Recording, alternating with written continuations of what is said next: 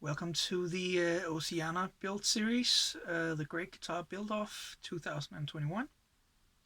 And this second episode is gonna be all about the neck. Let's get into it.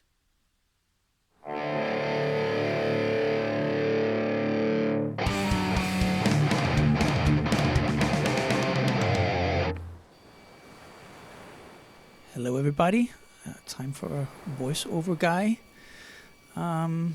Yeah, straight into it. This is the main piece of the neck, getting cut into 3 pieces, with the center piece being a little bit narrower than the outside pieces. And the idea is, as I explained earlier, probably in the first video, that I will put some contrasting colors veneers in there, some natural sycamore veneer to make a pinstriping effect. I think that is gonna look pretty cool.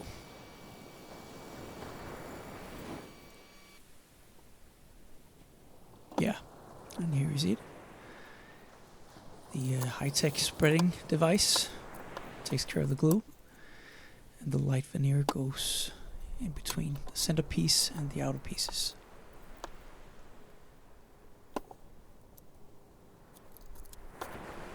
Man, I'm a fast worker. Clamps on the ready.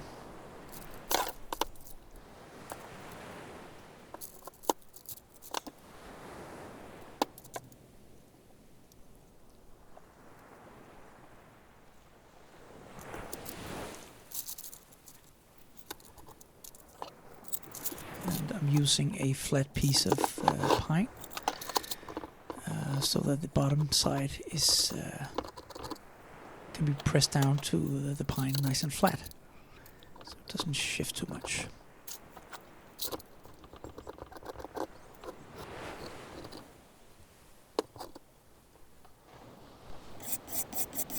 And here I'm just scraping off the excess glue from the top surface. And here we go to the scarf joint, a 10 degrees, 10 degree angle. I'm just flattening the surface, getting it ready to accept the headstock. And just using a block plane and a sanding block, some sanding paper to finish it off. Let's make it nice and flat.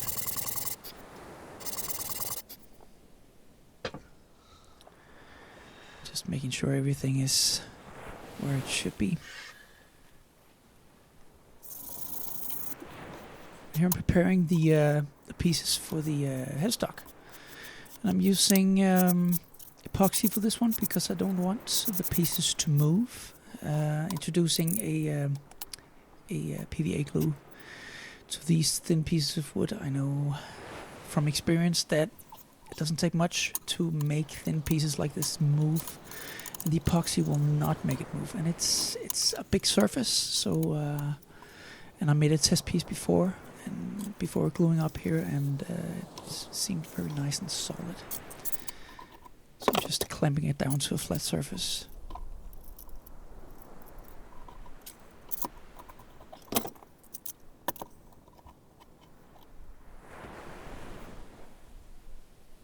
And there you go. The headstock has been touched up a little bit so that you can see there's a little bit of an angle on top. And I'm just making some pinholes, some guide holes. Have the toothpicks ready. And this is, of course, to ensure that the headstock doesn't move during glue up, because these are odd angles, trying to glue them together. So you have to have something holding them in place. And here I am just planing the surface, making it nice and flat. Not planing it, but sanding it with my big aluminium block. Acts like lettering, being it's nice and straight, and just making sure that the whole surface of the blank is nice and flat before I make the truss rod slot.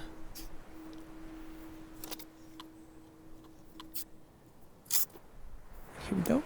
Masking tape and super glue trick. And this is my jig that I use to carve the truss rod slots.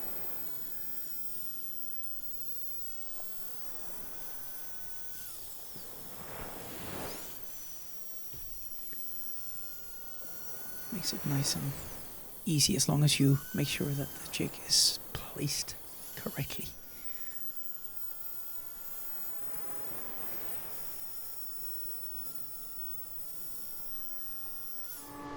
Go nice and slow with the routing here. And here I taper the body. I remove the excess body so we get close to the final shape of it. Going as close as I dare to the line. Still not close enough to just go for the router afterwards. So I take a little bit more off with the spindle sander, as you'll see in a moment.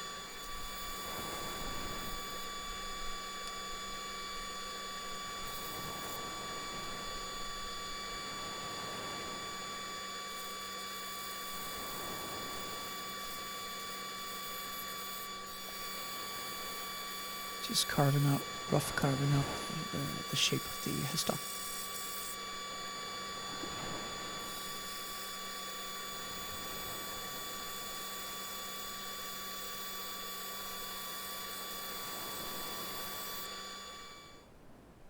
And here I am attaching the neck template. Again with the super glue and masking tape trick. Very useful. And just taking off a little more before I go to the router. Just to be sure that I can route nice and safely and without, minimizing the chance of tear out and all that. So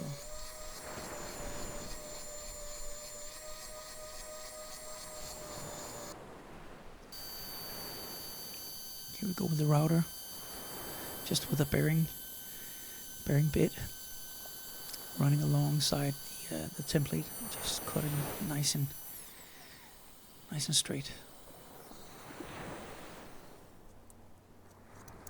Yeah, here we have the fretboard with an accent piece of Sycamore veneer underneath, and again, I didn't want to choose the wood glue. Out of fear of the fretboard warping, and the epoxy is strong enough. It doesn't have to hold anything, or there's not going to be any pressure on it. Sideways pressure on any structural degrees. So the epoxy was fine. So here I'm just squaring off one edge to allow me to use the fretboard on the fret slotting jig here, and it's 25.5 degrees, and just take it one notch at a time and you'll have your fret slots done. Clamp it down good and nice, make sure it doesn't move.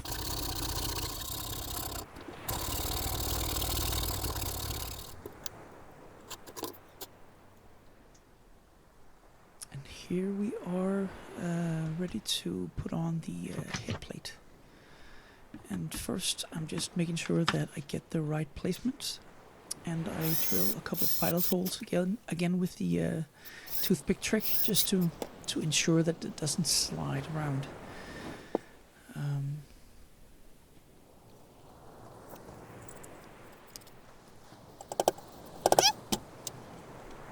And I have a little munchkin visitor.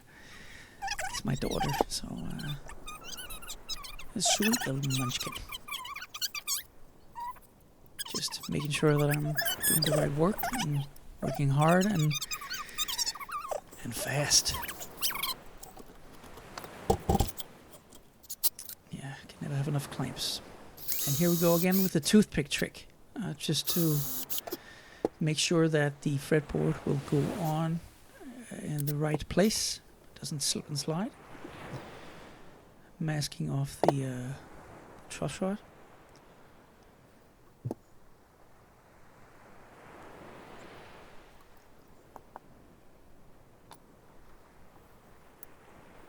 and remembering to pull off the masking tape.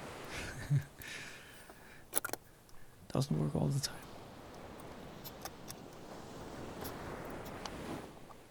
And using a leveling beam, a radius beam rather, as a clamping cord. I finished the pre-volute, let's call it that, the back side of the headstock, and now it's ready to accept the veneers. So I fairly quickly abandoned the idea of my wife's curling iron, and yes, I did. And I came up with a jig.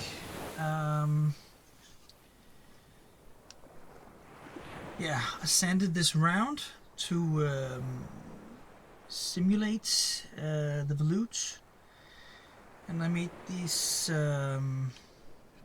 this clamp with a round dowel on it on top to put some pressure on it and bend it to fit the curve.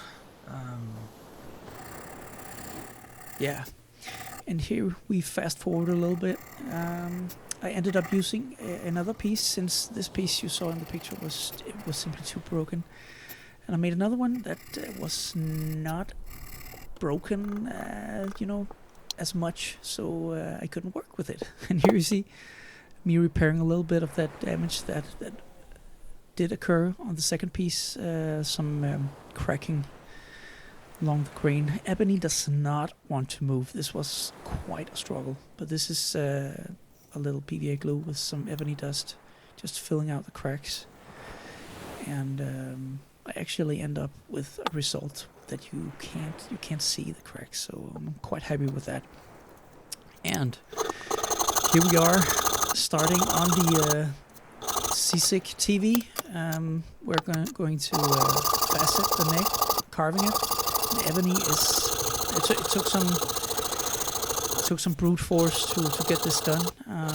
Ebony is hard as hell, so carving it out by hand with this. Well, I was pretty impressed by the saw file here. Saw rasp. Yeah, did a good job. It's just faceting until you have something resembling a round neck profile, and then you just take out the corners, make it nice and round.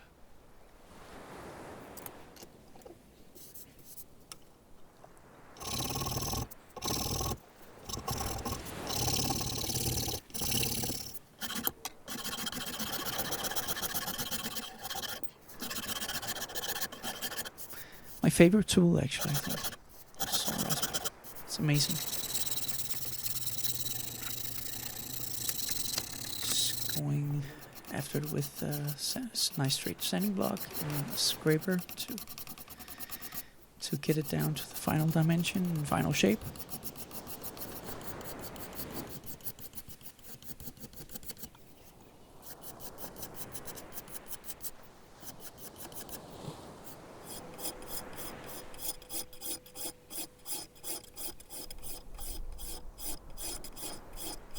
Scraper is a great tool to sort of fine-tune the last couple of details. And here we go with the sanding paper.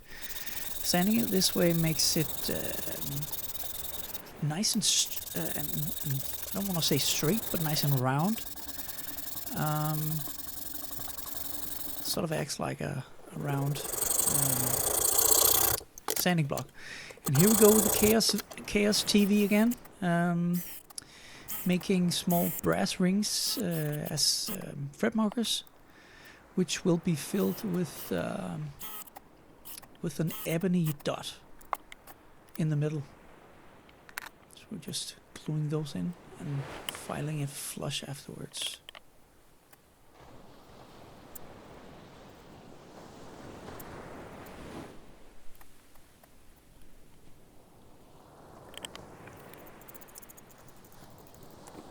Here I am radiusing the fretboard It's a 16-inch radius. I like my guitars not to have too much of a radius. Yeah, and here we go with the inlay. My camera sort of refused to film the beginning part of the inlay, but it's an mother of pearl whale, and just sanding it down. And here I am filling out the gaps with some super glue and ebony dust. And this is where ebony is a great choice because it becomes practically invisible. All your mistakes, you can hide a lot with the ebony dust and some glue. First time making this kind of inlay, so yeah, I think it turned out good. And here I'm just going over the neck with a 400 grit, I think, sandpaper, and preparing the slots with a triangle file to accept the frets, which are smaller Evo Gold frets. I think they're small frets, about 2 millimeters in thickness. And I also knit the tangs so they don't show from the side. And I hammer them in a little bit and I press them in.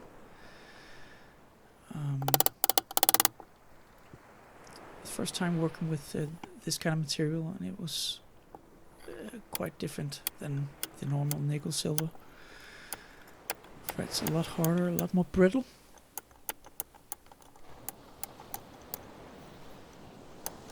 But it turned out good. To continue the golden theme, here I'm just using a small leveling file to file the ends down and put on a little bit of a bevel. Here I am filling the sides of the fret slots. Again, I like a clean looking fret slot, and again using super glue and this ebony dust, it will make it practically invisible. So it just looks like the ebony fretboard. I like that look. Just sanding it flush.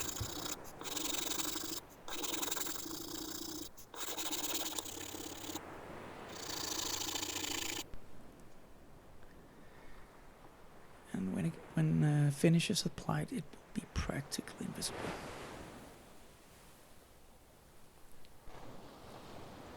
So here's the finished neck, minus the final sanding. Yeah, I'm quite happy with it. I like the veneers accenting the headpiece, and here we can see the side dots, also brass side dots.